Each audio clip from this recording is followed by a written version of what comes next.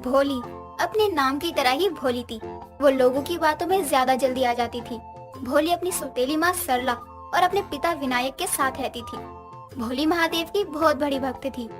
ऐसे ही एक सोमवार भोली नहा धोकर अच्छे से तैयार होकर मंदिर जाने के लिए निकल ही रही होती है कि तभी सरला उसको पीछे से आवाज लगाते हुए बोलती है, ओ भोला की भोली, कहाँ चली? घर का काम क्या तेरा बाप करेगा? माँ, आपको तो पता है ना, आज सोमवार है और आज के दिन मैं शिवलिंग पर दूध चढ़ाने वाली हूँ। हा।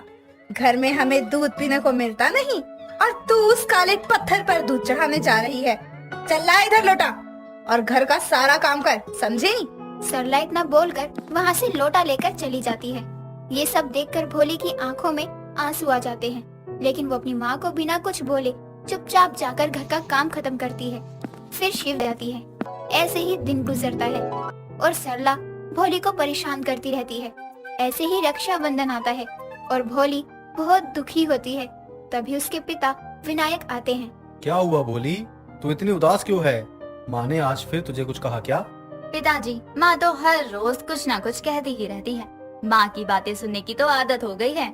अच्छा, फिर क्या बात हो गई जो मेरी भोली इतना उदास हो गई है? कल रक्षाबंधन है और मेरा कोई भाई नहीं है। अब तू आज तक भोले को ही भाई मानती आई है, तो कल भी उन्हें ही राखी बांध दियो ना। वो हमेशा तेरी रक्षा करेंगे। हाँ पिताजी। चल ये सब छोड़, देख मैं तेरे लिए नए कपड़े और राखी लेकर आया हूँ। कल तू नए कपड़े पहनकर अपने भोले को राखी बांधने चाहिए। नए कपड़े और राखी देखकर भोली बहुत खुश होती है। विनायक और भोली बात कर ही रहे होते हैं कि तभी सरला आ जाती है और भोली के हाथ में सामान देखकर बोलती है, भला अपनी बेटी राखी के लिए नए कपड़े का क्या करेगी? भाई तो है नहीं इसका। हाँ, इसका भाई है ना। कौन? दुनिया भर का दूध बर्बाद करती है ये। इसे आज तक मिला ही क्या है? अरे क्या किया है इसके भोले ने? माँ, आज महादेव मेरे लिए कुछ नहीं कर रहे, लेकिन एक दिन मेरे लिए बहुत कुछ करेंगे। वो मेरे भाई हैं, वो ही मेरी रक्षा करेंगे। अरे हाँ, मैं भी देख लूंगी कि क्या किया है तेरे भोले ने। सरला इतना बोलकर वहाँ से चली जाती है और भोले भी अपने कमरे में जाकर सोने चली जाती है। अगले दिन सुबह उठकर अच्छे से तैयार होकर और राखी लेकर भोलेनाथ के मंदिर जाकर उनको राखी बांधती है और वहीं बैठकर शिवलिंग से बातें करती है।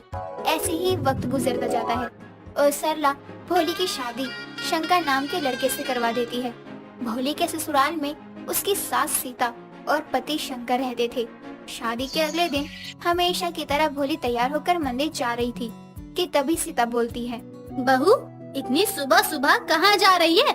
वो माँ जी, मैं मंदिर जा रही हूँ। मैं हर रोज मंदिर जाती हूँ दूध चढ़ाने के लिए। नहीं, कोई जरूरत नहीं है मंदिर जाने की। जो पूजा करनी है घर में ही कर, बाहर कहीं भी जाने की कोई जरूरत नहीं है।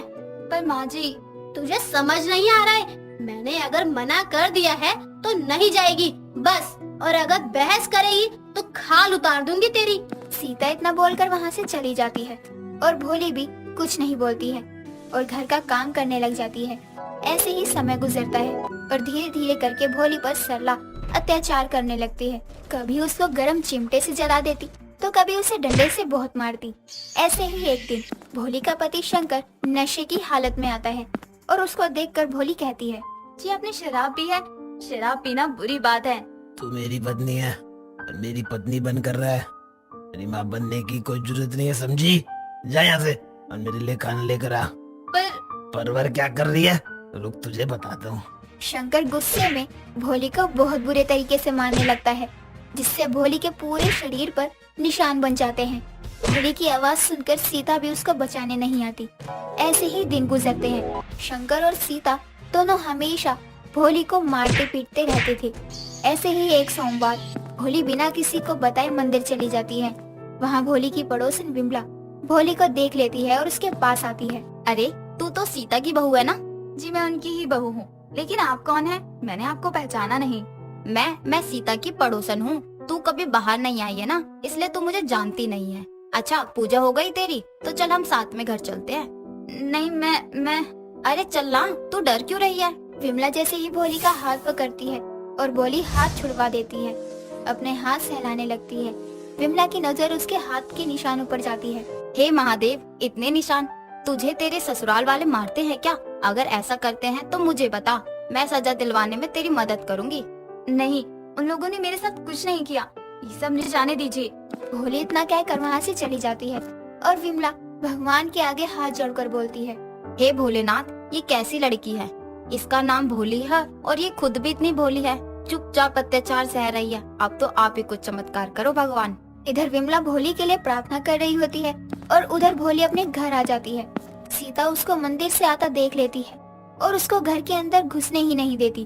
थोड़ी देर बाद शंकर और सीता दोनों मिलकर भोली को घर से बाहर धक्का दे देते हैं और भोली जमीन पर गिरने ही वाली होती है। तभी भोला नाम का आदमी उसे संभालते हुए बोलता है, संभल के बहन, चोट लग सकती है आपको। आप लोग इनको घर से बाहर क्यों निकाल रहे हो? तुम हमसे पूछने वाले होते कौन हो? ये हमारी बहू है, हम जो चाहे वो करेंगे इसके साथ। मेरा नाम है भोला भंडारी, आप सभी लोग मुझे भोला कह सकते हो। मैं हूँ भोली का भाई। अब से मैं अपनी बहन भोली के साथ ही रहूंगा और उसकी रक्षा भी करूंगा। भाई? अरे इसका तो कोई भाई नहीं है, तू इसका भाई कैसे हो सकता है? ये मुझे रक्षाबंधन के दिन हमेशा राखी बांधती है, तो मैं हुआ ना इसका भाई। चलो बहन, घर के अंदर चलते हैं। भोला भोली को उठाकर घर के अंदर ले आता है।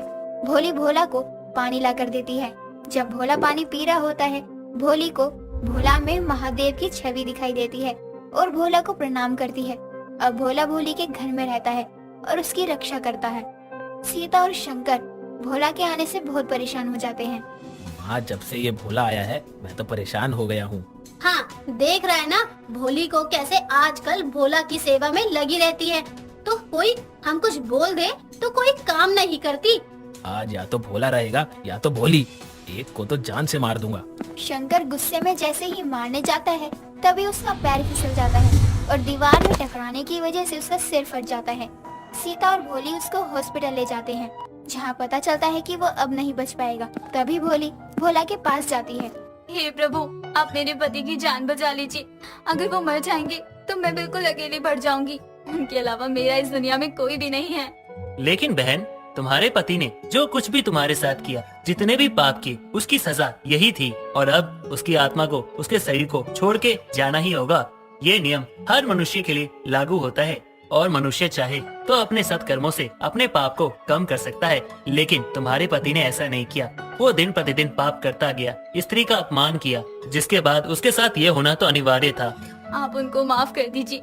आप चमत्कार से उन्हें सही कर दीजिए ताकि वो अच्छे इंसान बन जाए। बचपन में माँ नहीं रही और अब पिता।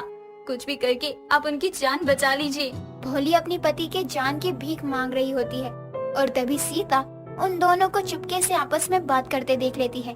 नजर भोला पर जाती है, उसको भी भोला में महादेव की छवि दिखाई देती है और हाथ जोड़कर माफी मांगते हुए बोलती है, ये क्या किया हमने? जिसको दुश्मन मानते रहे वो तो महादेव है। मुझसे बहुत बड़ी गलती हो गई। हमने भोली पर इतना अत्याचार और आज वो उसको ही ठीक करने की भीख मांग रही है। आज के बाद मैं भोली पर कोई अत्याचार नहीं करूंगी और उसको बेटी की तरह रखूंगी। भोलेनाथ भोले की भक्ति से बहुत खुश थे, इसलिए वो उसकी इच्छा को पूरी करते हैं और अब सब कुछ ठीक करके अपने लोग चले जाते हैं और इस तरह से भोलेनाथ ने भोली की रक्षा की।